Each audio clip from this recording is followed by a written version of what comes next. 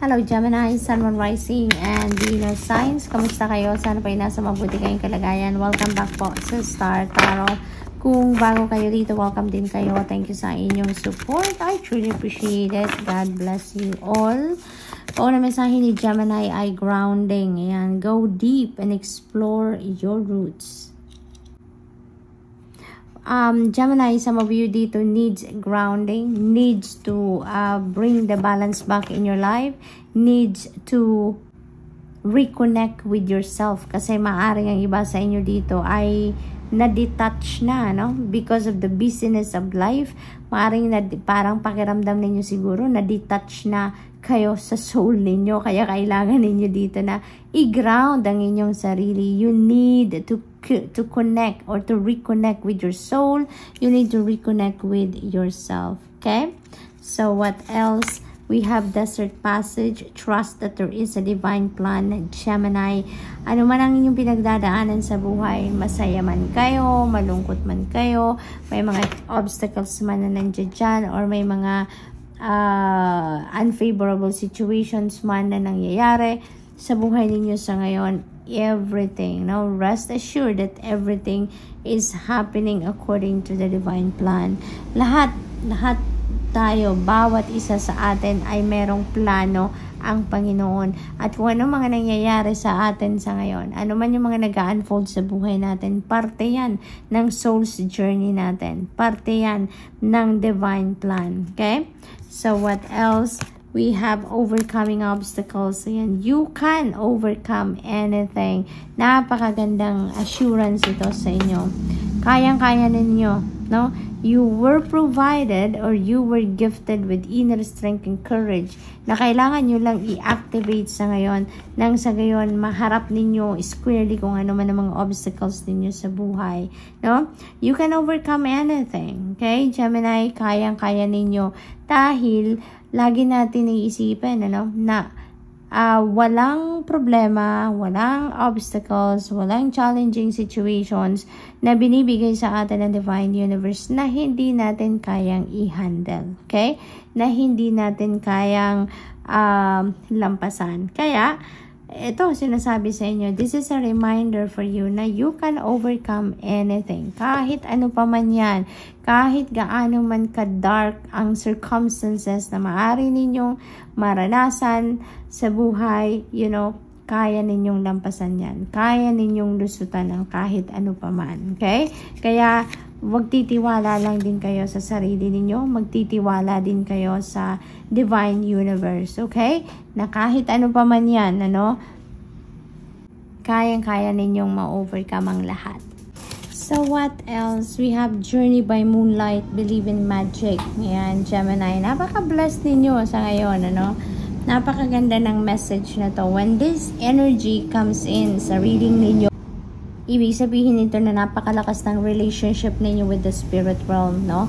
Sa Panginoon, sa Divine Universe, sa inyong angels, sa inyong mga spirit guides, no? Kasi it's very magical, no? It's very magical na magkaroon kayo ng ano,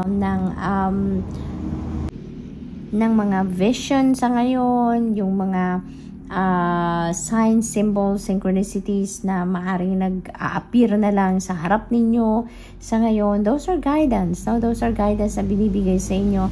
Maaari din na yung ano ngayon, yung veil between you and the spirit realm ngayon is very, very thin. Kaya maaari yung mga pinagdadasal ninyo sa ngayon ay marinig nila agad. Alam mo yun, yung marinig nila instantly, and you never know. Baka, 'di ba, sa lakas ng ano ninyo sa ngayon, ng relationship ninyo or ng connection ninyo with them ay ibigay sa inyo agad, 'di ba, kung ano man ang inyong hinihingi. So posibleng may ganun din. Solitude, yan, in silence, peace prevails. Ayan. So you are being invited here to spend your time by yourself. Spend time alone, okay? Maaaring may mga bagay dito talaga na kailangan ninyong marinig. May mga bagay na, may mga gabay na kailangan ninyong ma-access sa ngayon. At hindi ninyo yan naririnig, ano? On a daily basis or dahil sa daily routine ninyo na maaaring lagi kayong may ginagawa, busy kayo, yung ganun ba, no? Kaya siguro, iniimbitahan kayo dito na mag-solitude kayo, magmuni-muni kayo, because of that. Because kailangan ninyong marinig ang mga importanteng gabay na gustong ibigay sa inyo, na gusto ng spirit realm na malaman ninyo at this time, na makakatulong sa inyo sa pag-navigate ninyo ng inyong mga circumstances sa ngayon. So, what else? We have Gates of Triumph. Success expands in your life. Napakaganda.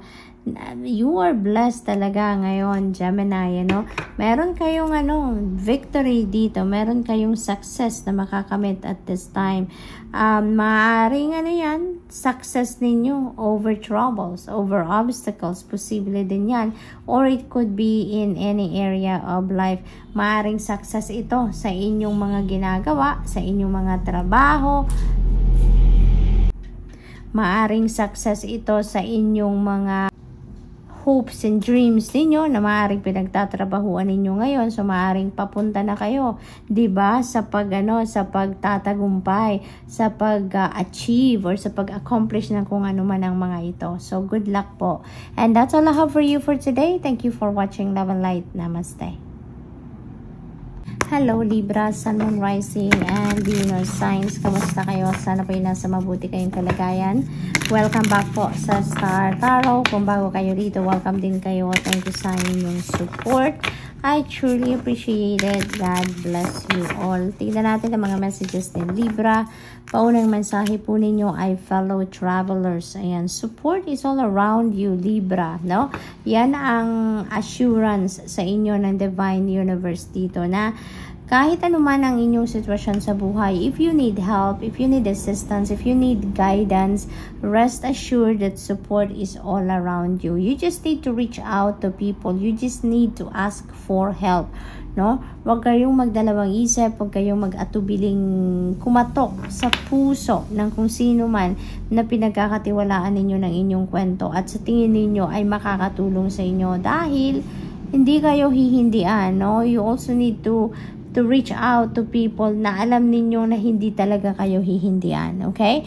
Para hindi kayo ma-frustrate, diba? Yung ganon. So, it feels like, Libra, ang iba siguro sa inyo dito nagdadalawang isip kasi na humingi ng tulong sa iba, no? Kaya iniimbitahan kayo dito or nire-remind kayo na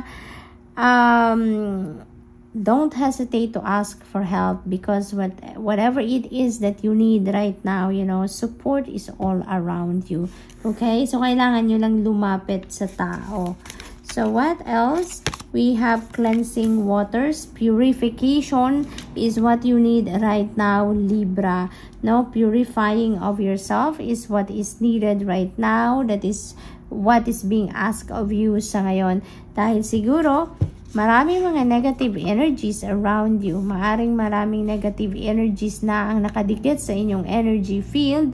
Kaya pati yung isip ninyo siguro, nagne-negative thoughts na kayo, nagne-negative feelings and emotions na kayo because of that. Kaya hinihingi sa inyo dito na mag-cleanse na kayo, mag-purify na kayo para nang sa gayon hindi na lumala pa, hindi na kayo mabalot ng negative energy, no? At maibalik na ninyo ang sarili ninyo sa sentro. Makapagpahinga kayo, makapag-concentrate kayo, makapag-declutter na kayo ng isip at damdamin at ng energy field ninyo. Tanggalin na what it is that is not necessary sa buhay ninyo, what it is that is not going to help you na maging positibo ang lahat, no? At tanggalin na yan, alisin na yan, okay? Kumbaga yung mga clutter, basura na lang yan sa sarili ninyo, i-let go nyo na yan. In the flow, everything is a smooth sailing. Napakaganda naman ito. So this is a beautiful guarantee, no, ng Divine Universe sa inyo na you have nothing to worry about. There's nothing to be concerned about, Libra, dahil everything is smooth sailing. Ibig sabihin ito na parang you are in the flow with life. You are siguro sumusunod kayo sa agos ng buhay sa ngayon. Kaya wala talaga kayong stress no, na dapat maramdaman dito because everything is smooth sailing, everything is being taken care of by the spirit realm dito. So parang ina-assure kayo na lahat ay nasa ayos, okay? Lahat ay nasa ayos, kaya wag kayong mag-alala. So what else? We have uncovering treasure beneath the surface lies great bounty.